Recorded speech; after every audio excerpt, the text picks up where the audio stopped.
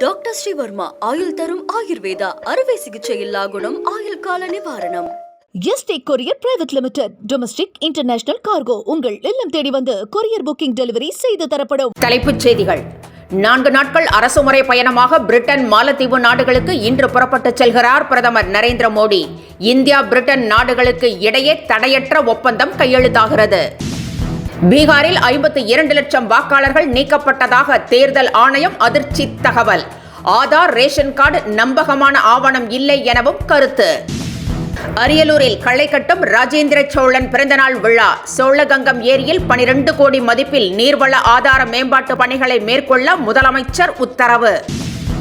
Cocaine பயன்படுத்தியது தொடர்பாக நடிகர்கள் ஸ்ரீகாந்த், கிருஷ்ணா கைது செய்யப்பட்ட வழக்கு.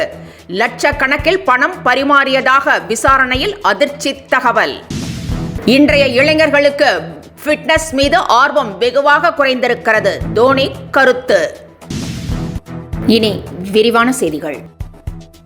பிரிட்டன், மாலத்தீவு நாடுகளுக்கு 4 நாட்கள் அரசுமுறை பயணமாக பிரதமர் மோடி இன்று புறப்பட்டுச் செல்கிறார். முதற்கட்டமாக பிரிட்டன் செல்லும் பிரதமர் கீர் ஸ்டார்மரின் அழைப்பின் பேரில் அந்நாட்டிற்கு 2 நாள் பயணம் மேற்கொள்கிறார்.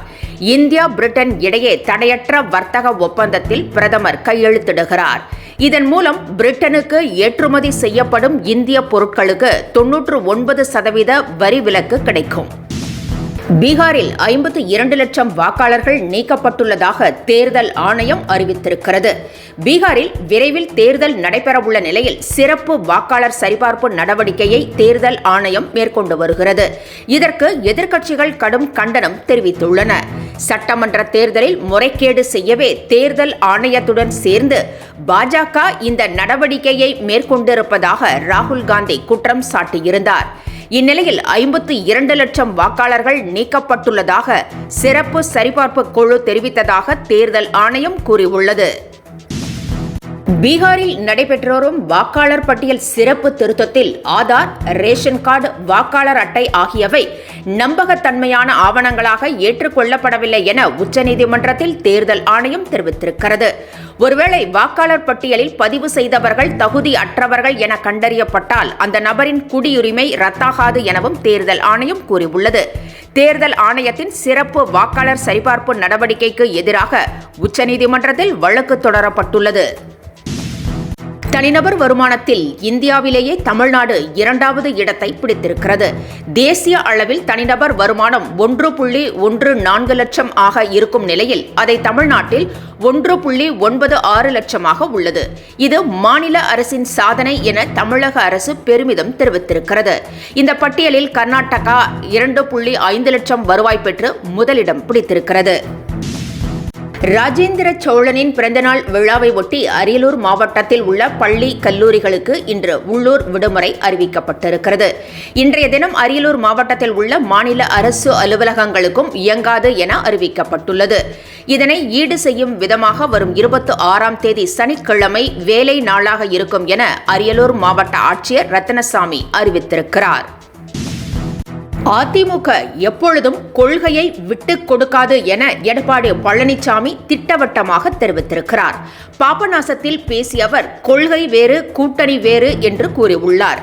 திராவிட கொள்கைகளை காற்றில் பறக்கவிட்டு பாஜகவுடன் அதிமுக கூட்டணி வைத்திருப்பதாக திமுக தலைவர்கள் விமர்சித்து வரும் நிலையில் இபிஎஸ் இவ்வாறு கூறியிருக்கிறார். வைகோ மகன் துரை வைகோவை மத்திய அமைச்சராக்க பாஜகவுடன் வைகோ பேரம் பேசி முடித்துவிட்டதாக மதிமுக முன்னாள் நிர்வாகி நாஞ்சில் சம்பத் பகிரங்கமாக குற்றம் சாட்டியுள்ளார். என்டிஏ கூட்டணியில் மதிமுகவுக்கு 12 சீட் என பேரம் முடிந்துவிட்டதாகவும் வைகோவிற்கு 10,000 கோடி ரூபாய் சொத்து இருப்பதாகவும் அவர் குற்றம் சாட்டியுள்ளார். இந்நிலையில் வைகோ குறித்து அவதூறு பேசிய சம்பத் மீது நடவடிக்கை எடுக்க கோரி மதிமுகவினர் போலீசில் புகார் அளித்துள்ளனர். ராஜேந்திர சோழனின் பிறந்த நாளை ஒட்டி அரியலூர் மாவட்டம் சோழகங்கம் ஏரியில் 12 கோடி ரூபாய் மதிப்பில் நீர்வள ஆதார மேம்பாட்டு பணிகளை மேற்கொள்ள முதலமைச்சர் மு.க. ஸ்டாலின் உத்தரவிட்டுள்ளார். மேலும் 7.25 கோடி ரூபாய் மதிப்பில் சுற்றுச்சூழல் மேம்பாட்டு பணிகளை மேற்கொள்ளவும் அவர் உத்தரவிட்டுள்ளார். அரியலூர் மாவட்டம் கங்கைகொண்ட சோழபுரத்தில் மாமன்னன் ராஜேந்திர சோழனின் பிறந்த நாளான ஆடி திருவாதிரை விழா களை கட்டியிருக்கிறது. இந்நிலையில் ராஜேந்திர சோழன் உருவாக்கிய சோழகங்கம் ஏரியை மேம்படுத்த 12 கோடி ரூபாய் மதிப்பீட்டில் பணிகளை மேற்கொள்ள முதலமைச்சர் உத்தரவிட்டுள்ளார். 700 ஏக்கர் பரப்பளவை கொண்ட இந்த ஏரியின் மூலம் கங்கைகொண்ட சோழபுரம், உட்கோட்டை மற்றும் ஆயுதக்களம் ஆகிய கிராமங்களில் 1374 ஏக்கர் விவசாய நிலங்கள் பலன் பெறும். கொகைன் பயன்படுத்தப்பட்டது தொடர்பாக நடிகர்கள் ஸ்ரீகாந்த், கிருஷ்ணா ஆகியோர் கைது செய்யப்பட்ட வழக்கில் தீவிர விசாரணை நடைபெற்று வரும் நிலையில் ஏராளமான பணம் கைமாறியதாக புகார் எழுந்திருக்கிறது.